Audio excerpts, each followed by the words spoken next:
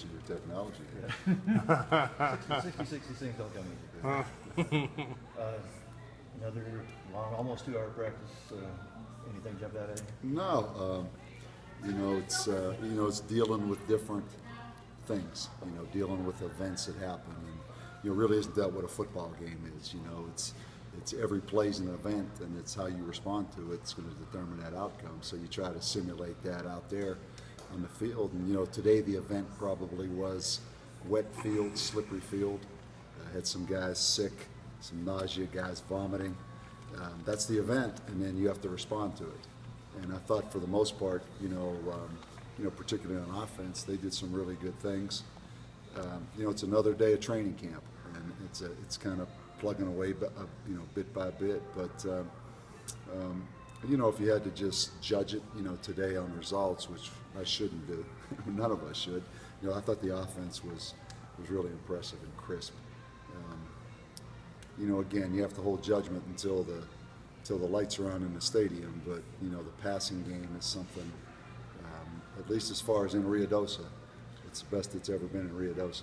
How that translates to what it is in Albuquerque and what it is in different spots around this country, I don't know yet. But you guys are out there. I mean, it's a lot better in Ruidoso than it's ever been. But every day you see that, I would think that that's encouraging.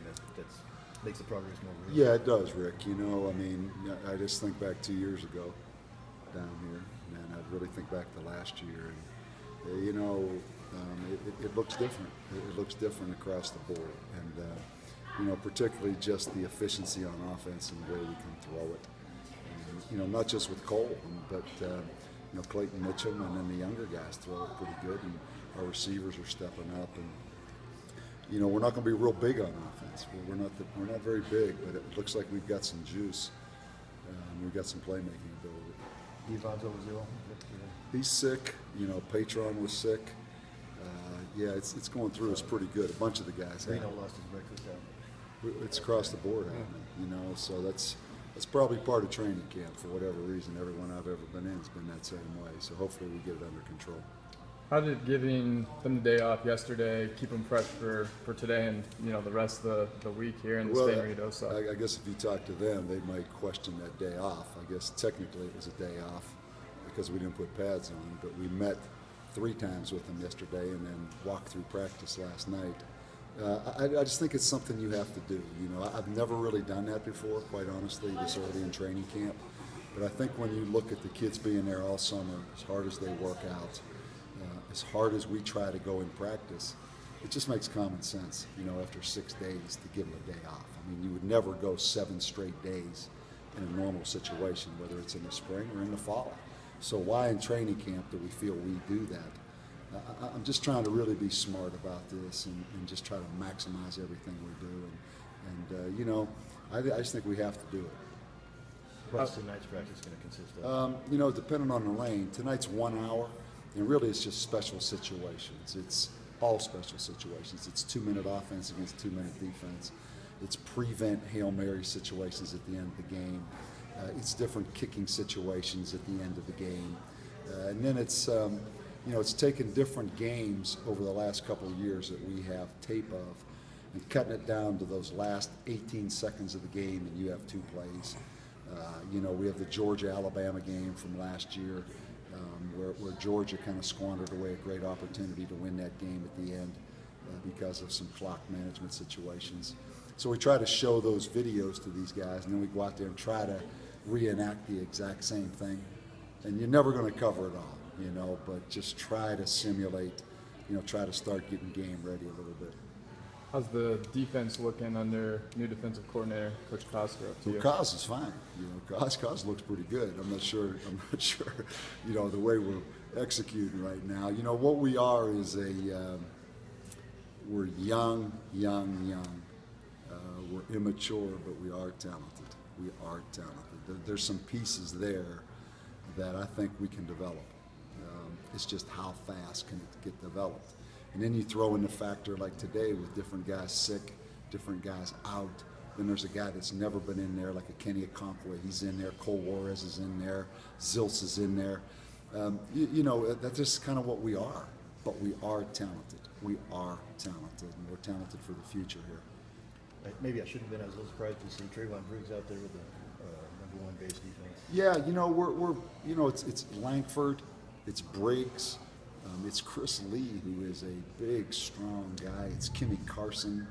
That's kind of what we are, Rick, at a lot of positions right now. I mean, it's 3 or 4 guys where there's not a great amount of difference, and it's which guys mature. But we all know we need to play more players in games. We get to the point last year, like going up to Fresno and Boise, where we're just out of guys. And playing those games where guys are out there 60, 70 snaps a game, you just can't do it. So it's going to be a lot of guys. And who's out there first, I know is important to a lot of people, but it's not really important to the coaching staff because you kind of look like it's 2 or 3 guys. What does Brandon Branch bring to the table there in that defensive secondary? Well, he's had a good camp so far. He's made, in fact, I've shown a couple clips in our night meetings, team meetings of Brandon really playing with a little more physical style of play.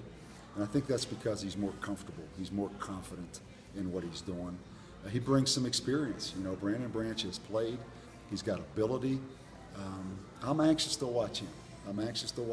He's a player a lot like Cole Gauchi, that's such a great kid that he doesn't want to make a mistake. He does not want to make a mistake. And sometimes it takes players like that a little bit longer to where they really get confident to let it loose. And I'm hoping Brandon Branch is at that point because he's a good, smart, tough kid that we need to have out on that field. What's your impression so far of younger brother Desmond? I know just a freshman, but is there pros and cons to having brothers on the team at all? You probably ought to ask them. I get those names, Brandon and Desmond. I got to pause every once in a while to get the right name out there. But no, he's a big, strong athlete. We have him an outside linebacker right now.